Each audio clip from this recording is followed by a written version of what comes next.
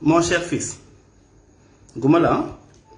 mon cher fils, je te prie de dire à ce collectif de Goumbala d'arrêter leur blague de porter plainte. Ce n'est pas nécessaire. On en a assez dans ce pays de ces problèmes d'ethnie. Signature, monsieur Goumbala. Alors, ki nga xamanteni kaddu yi ci mom la djiboon mom li la ma tontu. Mon cher fils, je te prie de dire à ce collectif de Goumbala d'arrêter leur blague de porter plainte. Ce n'est pas nécessaire, on en a assez dans ce pays de ces problèmes d'ennemis, monsieur Goumbala. Légui ñun tay situation bi ñu tollu tay amuñu lu ñuy dégg lu dul ay nit dañuy juk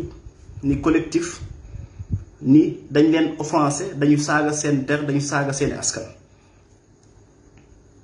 ñaata yoon nga dégg benn mbir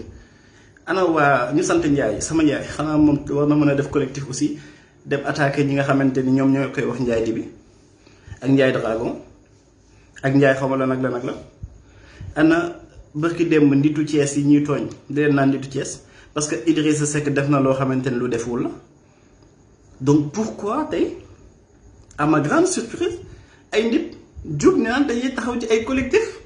waxuñu amuñu lu ñuy wax ci réew mi plaintoo leen ñi sàcc alal réew mi plaintoo leen ñi nga xamante ne ñoom ñoo leen abusé plaintoo leen kenn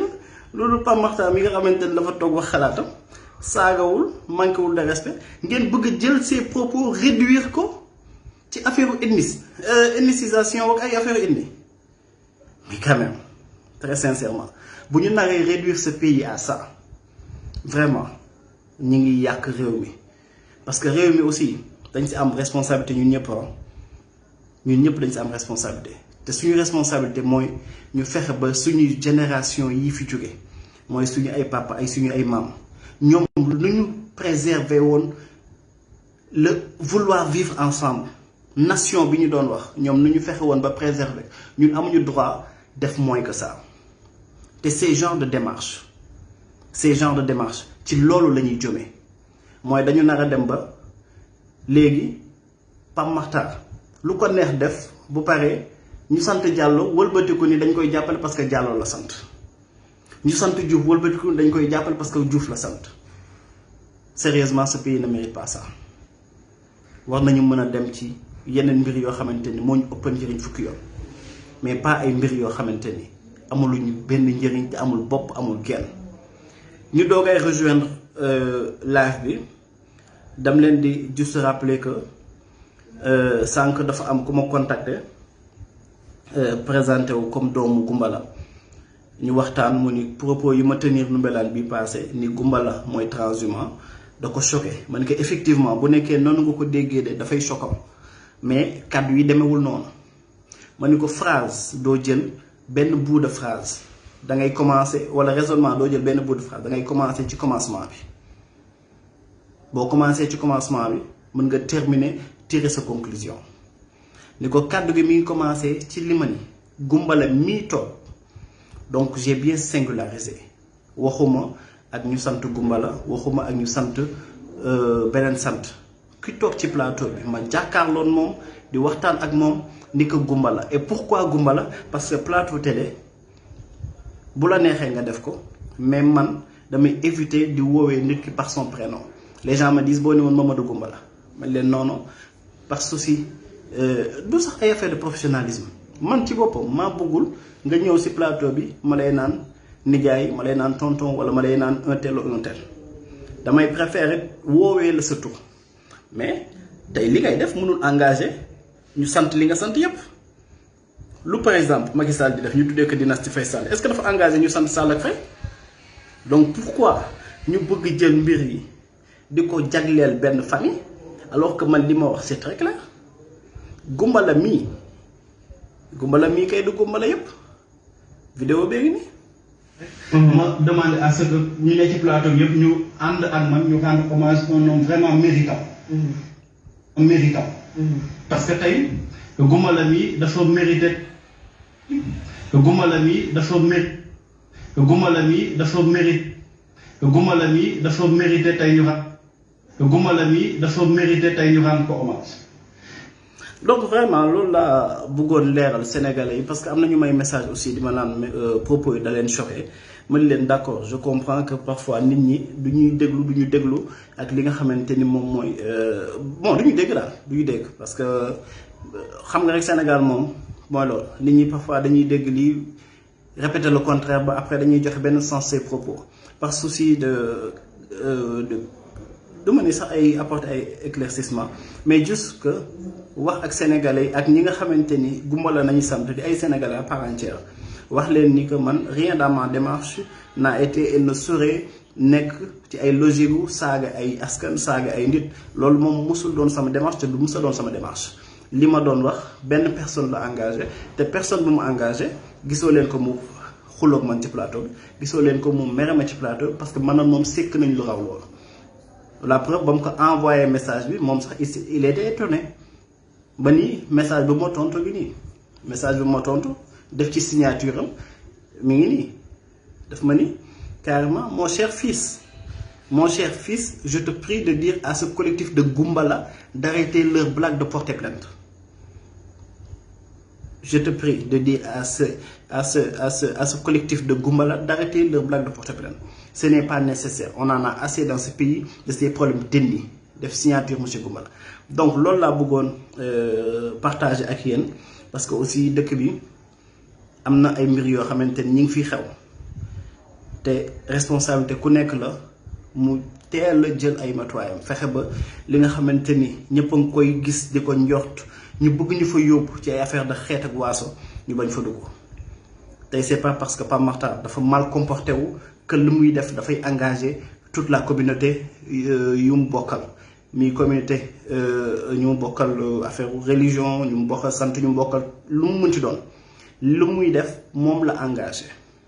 benn jàllo mënul tax ñuy généraliser di tooñ wala di saaga askan benn gumbala mënul tax ñuy généraliser di tooñ wala di saaga askan loolu man je suis très responsable te xam naa ko duma mës a toog ci plateau télé duma toog ci mbedd duma toog ci rajo di insulter benn nom de famille xalaatuma ko kenn yarew ma ko kenn xamee ma ko seulement parfois nag nit ñi xam nañu luy nekk ci ginnaaw yenn affaires yi buñ la wëree mënuñu la jàpp fenn mais foo jaar ñu lijjanti la affaire lan laa fi déggul dugal nañ ma fi ay photo ki day xeesal ñu wax ma fi lu ne j'ai tout entendu et malheureusement c'est malheureux c'est malheureux vraiment ce pays tey ñi nga xamante ni dañuy jug di jéem a fexe ba askan bi seen kàddu ñu koy yeggee fi nga xamante ni yeggu fa lu gënoon yomb tey ci Pape Makhtar mooy mu demoon ci Macky Sall lu mu wax mu ni ko gongo saa waay oto bu rafet laay dawal nekk ci ay conditions yoo xamante ni yu kii la mais ñun bu ñu jëlee suñu vie ni dañ koy consacrer ci ay principe que dañuy xeex parce que dëkk bi dafa am fu mu yegg te ñun bu doon suñu sago ñu romb fi 61 ans d'indépendance ba tey car rapide moo fi nekk université Cheikh Anta Diop bii nii tubaab yee ñu ko fi bàyyal palais présidentiel tubaab yee ñu fi bàyyal hôpital boo dem en tout cas hôpitaux yu gën a bëri ci Sénégal tubaab yee ko fi tabax bàyyi ba ci prison yi sax tubaab yee ko fi tabax bàyyi 60 ans wala 61 ans maanaam ku ci judd woon yaa ngi dugg ci retraite wala yaa ngi taxaw ci buntu retraite judd nga fi war nga fi jàng war nga fi liggéey bay waaj a retraité ñun la lan nga jot a réaliser sa life say dépense dañ la koy jox tubaab yi lay dimbali chaque jour nga dégg ñun la aide bi donc c'est ça je crois que lu mu mérité tey ji ay plainte ak ay débat mooy suñu condition yu ñu nekk Sénégal mooy tey ñu fexe ba xool nan nañuy soppee suñu nekkin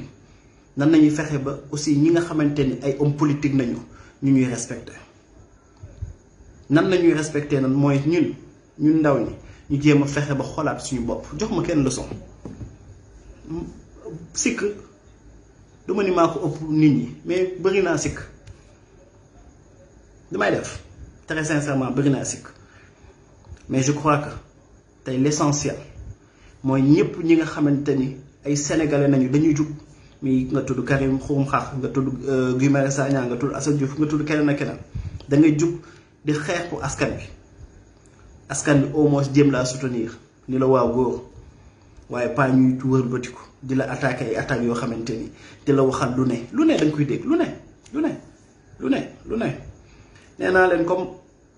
doo gis ku ni Pape Makhtar jox naa ko nangami xaalis doo gis ku ni Pape Makhtar ñëw na ci man sama bureau di ma ñaan xaalis doo gis ku ni Pape Makhtar ñëw na sama kër di ma ñaan xaalis doo gis ku ni Pape Makhtar ñëw na fenn ak fenn dama siy sant yàlla bu baax. Le reste nag man je reste serein ay yenn détails yi du ma dévier ci li nga xamante ni moom laa def objectif te bu ma génnee ci mbedd bi gis condition de vie et d'existence des Sénégalais damay gën a taxawaat gën a xoolaat nan lay gën a fexee ba jàmbatu askan bi ñu koy yeggee ñi nga xamante ni ñoom ñoo ñu jiite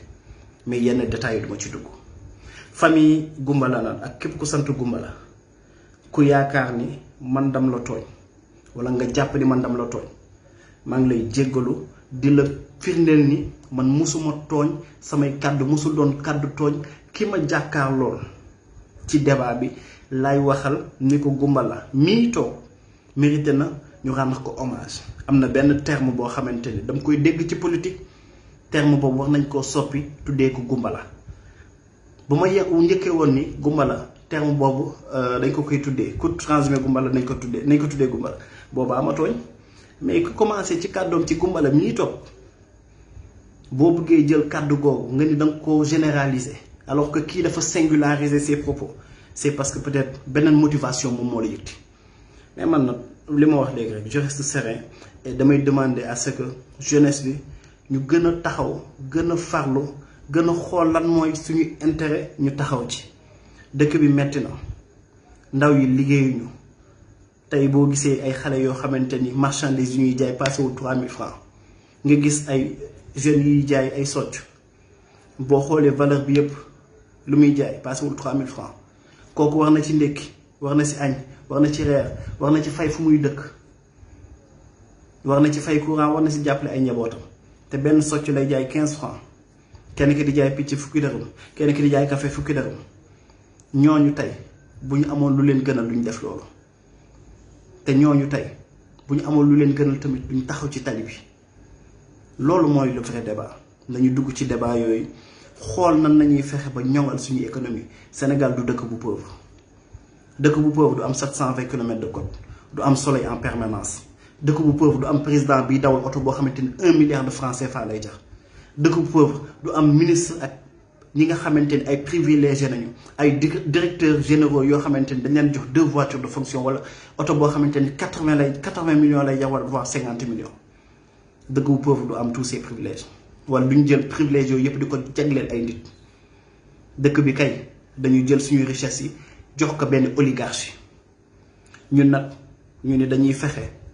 ba une masse critique forte judd ci askan bi masse critique boobu lan lay def mooy fexe ba di sensibiliser xamal ñi nga xamante ni ñoom ñoo fi nekk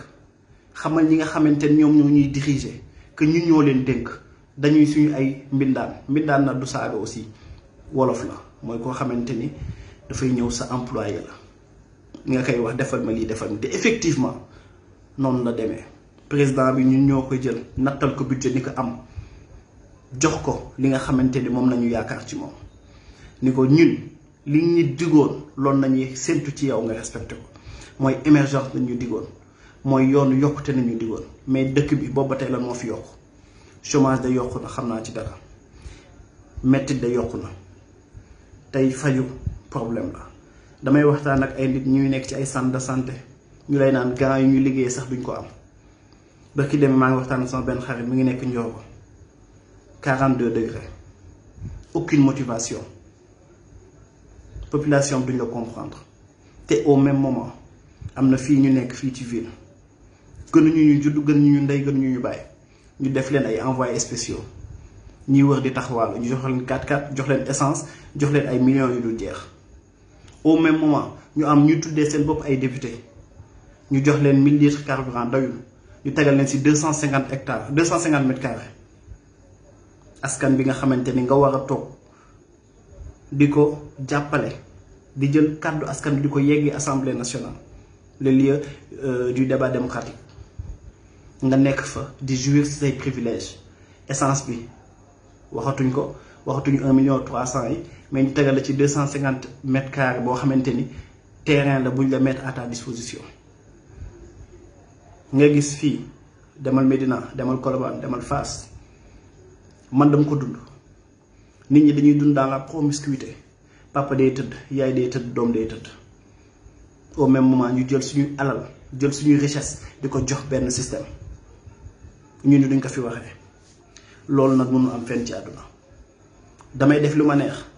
am lu ma neex amul fenn yàlla mayu ko kenn ku def lu la neex dégg lu la naqari réew mi mënuñu tey dinañ dañu am ay terre dañu am ay BRT nga dem Kër Massar bi eau potable problème la électricité problème la waxuma la feneen de waxuma la beneen région Kër Massar bi nga dem yëmbal ci yenn bërëb bi nga gis ni amuñu sax assainissement nga ñëw fii Colobane à quelques kilomètres du palais bu bëree ba bëri 10 kilomètres wala 15 kilomètres lay doon Colobane boobu nga dem bàyyi laay ba mu màggee dañu am problème assainissement fu ndox jaar dem amul Dakar bi nga xamante ne géej ko wër ñi am problème assainissement Sénégal bi ñuy naan dafa pauvre am 3 fleuves donc Sénégal pauvre am xale yi ndaw ñoo xamante ni nangu nañu liggéey te mën nañu liggéey donc Sénégal pauvre je crois que loolu mooy les vrais débats tey jii kuy dem di bind na nga bind ci loolu kii dem di kaas na nga kaas ci loolu kii dem di wax na nga wax ci loolu mais bul yaakaar ni ci ay plainte ak yooyu ngay fexe ba Pape Makhtar di nga ko dévier ci objectif am di nga ko dévier ci yoonam man yoon bi ma yàlla nattu ma ne ci ndax mënoon naa ne feneen na yoon boobu dinaa ko assumer à 100% voire 1000%. du intimidation du liquidation du lenn lu may tere continuer ci lu ma ne mais damay leeral rek parce que famille bi ñu bëgg jël instrumentaliser ko di jël ay wax di ma ko jagleel kàddu yooyu musta doon samay kàddu musuma dox ci liy jaxase ay famille musuma dox ci liy jaxase askan te duma ko mus a dox gumbala mi ma doon waxal sama xarit la nii nañ def lu ma neex wax ko loolu diggante man la ak moom mais bu ñu jël wax ci di ko naan dañ koy instrumentaliser bëgg jël toute une famille dem di naan waaw nañu signé fii ay xawma lan am ay signataire ak mandataire ak plainte ak yu kenn xamul man daal lu ma leen di wax sénégalais dama leen koy dénk ko sama bopp réew mi pour lekk problème la pour naan problème la pour faju problème la pour jàng problème la problème yee ngi fi ku bëgg nag loo réglé na nga fexe ba ci yenn ci problème yooyu nga jël ko jéem koo réglé mais pas tey taxaw fii dinaan ay Pape Makhtar di Pape Makhtar la